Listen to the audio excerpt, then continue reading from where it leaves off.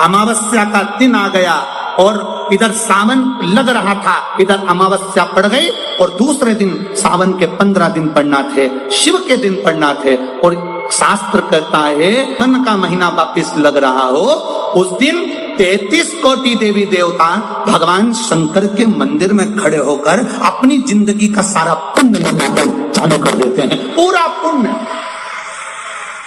अमावस्या पूनम को अमावस्या पूर्णिमा को भंडारा क्यों चलाते हैं, उसका कारण क्या है? इनने कौन सी कथा सुन रखी है कि अमावस्या पूर्णिमा को भंडारा करो?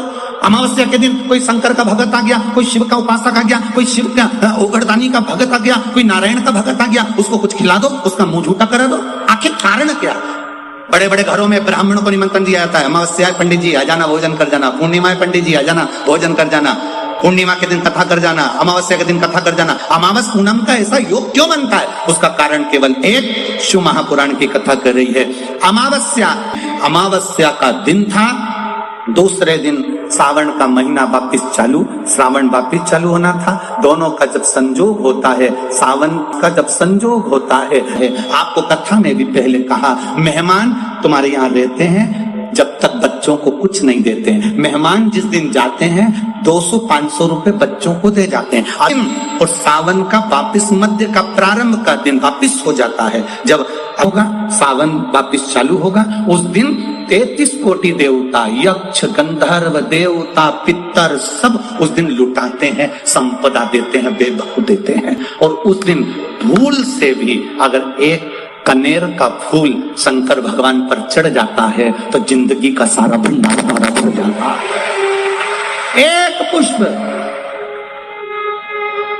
कनेर देखा है? पंचपुष्प शिव महापुराण की कथा बाकी है पहले, उसमें कनेर के फूल का भी दर्शन कराया था। ये रोड के ज्यादातर लोग ये कनेर का जो फूल है ना रोड के बीच में लगा देते, क्योंकि उसको जानवर भी नहीं खाता, पशु भी नहीं खाता, पक्षी भी नहीं खाता, जहरीला इतना होता है, पीले कलर का होता है, लंबा, काम भी कुछ नहीं आता, बस वो कनेर का फूल। और आंधी तूफान पानी गिरता है तो जमीन पे टपक जाते, ढेर सारे गिर जाते। देखे कि देखे? अरे बोलो तो जम के देखा है ना? उसको बकरी भी नहीं खाए, पशु भी नहीं खाए, पक्षी भी नहीं खाए, जानवर भी नहीं खाए, जहरीला कनेर का पीला पुष्प। भूलवश आज राजा नल और दमयंती जा रहे थे, उनको फूल नहीं मिले, शिव जी को समर्पित करने के लिए कोई पुष्प ना मिला। इनको अंदाजा नहीं है क्या दूसरे दिन सावन का वापिस मिलन है, इनको नहीं ज्ञात था कि 33 कोटि देवता अपना भंडार लुटाने के लिए तैयार रहते हैं। 33 कोटि देवता भूलवश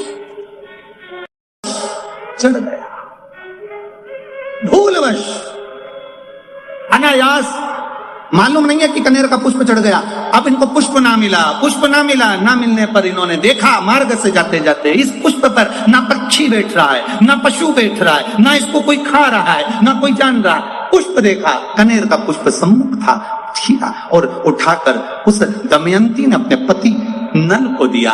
नल ने वो पुष्प देवाधिदेव महादेव को समर्पित किया। समर्पित करा हुआ पुष्प नीचे गिर गया, नीचे गिरा तो वो गिरता हुआ पुष्प अशोक सुंदरी वाली जगह पर जाकर टिक गया। तब अशोक सुंदरी ने देवाधिदेव महादेव से कहा, पिताजी इसने पुष्प मुझे दिया है। शिव कहते हैं ये पुष्प जो मुझे प्राप्त हुआ था मैंने तुझे दिया था, ये स्थान देवी का हस्त कमल है।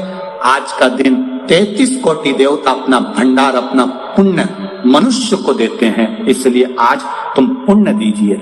सब देवताओं ने मिलकर जब पुण्य दिया, नल का सड़ता हुआ शरीर, काला पड़ा शरीर, रोग से ग्रसित शरीर नल का ठीक हो गया और जो पुष्कर ने धन लिया था वो वापिस राजा नल को प्राप्त हो गया। पंचमी, अष्टमी, एकादशी, प्रदोष, शिवरात्रि, अमावस्या, पूर्णिमा, इस दिन ये 7 दिवस आपको बताए थे और कहा गया था कि 5-5 दिए लगाना शाम के समय पर। बन सके उन दिए को लंबी बाती का, कौन सी बाती का? जम के बोलो जरा, लंबी बाती का। आपको पहले भी कथा में कहा, लंबी बाती का जो दिया होता है, लंबी बाती का जो दीप होता है, वो दीप हमारे जीवन में वंश की भी वृद्धि करता है। इसलिए हमारे यहाँ पितरों का दिया, देवी जी का दिया, नवरात्रे का दीप, ये सब लंबी बाती के लगते हैं। तो लंबी बाती का जो दीप होता है वो हमारे वंश की भी वृद्धि करता है, लक्ष्मी की भी वृद्धि करता है, सुख समृद्धि और अगर मान लो भूल से हमारा कहीं पैसा अटक गया और वो व्यापारी नहीं दे रहा, तो लंबी बाती का जो दिया होता है वो पैसा भी हमारा वापस लौटा कर लाता है। इसलिए लंबी बाती के दीप का स्मरण करें। सावन के महीने में उसमें 7 जगह अर्थात 7 तिथियां ऐसी हैं जिस दिन 5 दीप का वर्णन किया गया है हमारे शास्त्र में। अब बहुत सावधानी से सुनिएगा। पहली है पंचमी तिथि, अष्टमी, एकादशी, प्रदोष, शिवरात्रि, अमावस्या, पूर्णिमा। ये 7 तिथियां हमारे यहाँ सावन के अधिक मास का जो संयोग होता है, इसमें ये 7 तिथियां, वो तिथियां हैं 7 जिन तिथियों में अगर हम 5 दीप घृत के घी के 5 दिए अगर अपने दरवाजे के बाहर केवल भगवान की भक्ति के लिए, शिव तत्व की प्राप्ति के लिए, वैसे तो दीप लगाना चाहिए तुलसी के क्यारे के पास लगा दो, मंदिर में लगा दो, या शिवालय पर लगा दो, या देवालय पर लगा दो। और इस कीचड़ पानी में अगर कहीं ना जा पाओ, अगर पानी वानी बरस रहा है, जगह जगह बहुत पानी है, भले इधर क्षेत्र में इतना ना दिख रहा हो पर अन्य क्षेत्रों में बहुत पानी है, तो कोई ना जा पाए तो भगवान का स्मरण कर कर उन दीप को भगवान के सामने प्रज्वलित कर कर 5 दिए इन तिथियों में, पंचमी, अष्टमी, एकादशी, प्रदोष, शिवरात्रि, अमावस्या और पूर्णिमा, जो सावन के महीने तिथियों पर जो 5 दीप भगवान के सामने प्रज्वलित कर कर अपने दरवाजे के पास में बाहर की ओर रख देता है, उसके घर में कभी रोग, बीमारी और लक्ष्मी की कोई कमती नहीं होती, उसका जीवन सार्थक हो जाता है। अब कई लोग कहते हैं गुरुजी पंचमी हम 2 लें, 2 पंचमी आएगी, 2 एकादशी का वर्णन ना जावे, तो हम कौन सी? तो यहाँ एक भी अगर आप कर रहे हो 7 तिथियों में एक भी, अगर ये नहीं कर पाओ तो अगली कर लो, अगली नहीं कर पाओ तो ये स्मरण में रहकर डॉक्टर का पीछे ही नहीं छूट रहा हो, तो शिव महापुराण, विष्णु पुराण और स्कंद पुराण में जो पुरुषोत्तम कथाओं का वर्णन किया गया है, शाम के समय घी का दिया नदी के घाट पर, तालाब पर, कुएं पर।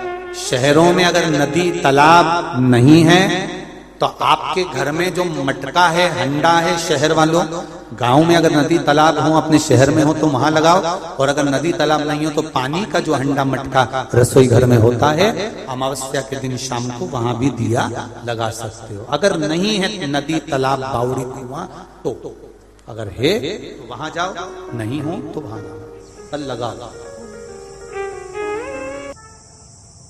महीना आ जाए और श्रावण के महीने में अगर अमावस्या के दिन कटोरी, उस कटोरी में धान भर लीजिए, चावल, उसमें एक लौंग और एक बेलपत्र, बस ये रख लीजिए। जो हंडा होता है घर में, पानी का मटका होता है, पितरों का जो स्थान होता है जहां पानी पीते हैं अपन, मटका, हंडा, टंकी, बाल्टी, जो भी हो। आजकल तो लोग आरओ लगा लिए हैं तो नीचे भी तो मटका रखते होगे, हंडा रखते होगे, टंकी रखते होगे, उसी के पास में वो कटोरी रख दीजिए। 14 की रात्रि, अमावस्या के दिन उस कटोरी का चावल, बेलपत्र, ये सब शिव मंदिर के अंदर आप कोई भी एक स्थान पर, कोई दोने के अंदर रखकर या कागज के अंदर रखकर, शिव स्थान पर, शंकर के मंदिर में शिवलिंग को केवल स्पर्श कर कर जमीन पर ही उसको एक कागज में या दोने में, उसको जहां जलाधारी होती है, वो जलाधारी के पास में गणेश वाले स्थान पर, गणेश वाली जगह पर उसको, जो अमावस्या पड़ती है, चावल की कटोरी में एक कपूर का टुकड़ा रख दीजिए महाराज, छोटा सा, और कपूर का टुकड़ा रखकर उस कपूर को दरवाजे के बाहर कटोरी में ही, चावल रखी हुई कटोरी में ही उसको पितरों का स्मरण कर कर जला दीजिए। और जलाने के बाद उस चावल को कहीं भी किसी भी वृक्ष की छांव में पक्षियों के लिए डाल दीजिए।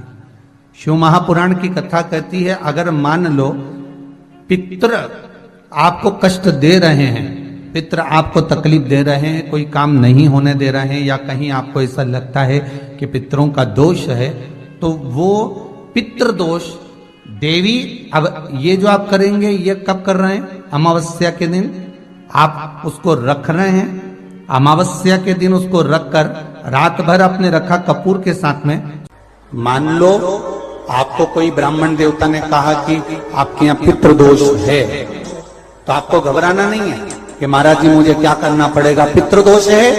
एक चावल का दाना घर में से लीजिए, हथेली पर रखिए, पानी का जो मटका होता है, हंडा होता है, पानी का जो मटका है, हंडा है, जहां पर रसोई घर में तुम पानी रखते हो, उस हंडे के पास में, मटके के पास में उस चावल के दाने को लेकर जाइए, अपने पितरों का स्मरण कर स्वधा स्वधा स्वधा स्वधा स्वधा 5 बार बोलकर शंकर भगवान के शिवलिंग पर, तुम्हारे घर में शिवलिंग हो तो घर में, और अगर मंदिर में शिवलिंग हो तो मंदिर में, उस चावल के दाने को चढ़ा दीजिए। कैसा भी पितृदोष होगा समाप्त हो